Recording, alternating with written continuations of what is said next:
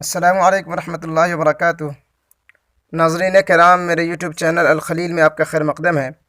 آج میں حاضر ہوا ہوں کرونا وائرس سے جڑے ایک نئے مسئلے کو لے کر کے۔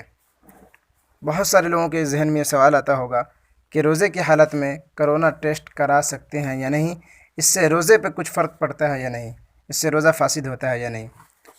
تو اس سلسلے میں عرض یہ ہے کہ کرونا وائرس کے ٹیسٹ کے بہت سے طریقے رائج ہیں۔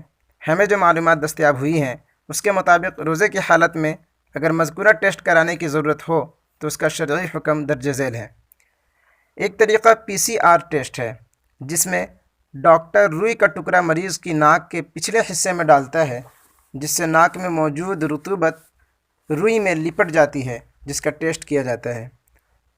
اس کا شرعی حکم، اگر روئی میں کوئی دوائی وغیرہ لگا کر مذکورہ ٹیسٹ کیا جائے تو اس سے روزہ فاسد ہو جائے گا، اور اگر روئی میں کوئی دوا وغیرہ نہ لگائی جائے بلکہ صاف روئی ہو تو اس سے روزہ فاسد نہیں ہوگا۔ دوسرا طریقہ یہ ہوتا ہے، مریض کے منہ اور حلق سے لعاب حاصل کر کے اس کا ٹیسٹ کیا جاتا ہے۔ اس کا شرعی حکم یہ ہے کہ مریض کے منہ سے لعاب حاصل کرنے میں اگر منہ کے اندر کوئی دوا نہ ڈالی جائے اور روئی ڈالنے کی صورت میں روئی پر بھی کوئی دوا نہ لگی ہو تو لعاب کے ٹیسٹ کرنے سے روزہ فاسد نہیں ہوگا۔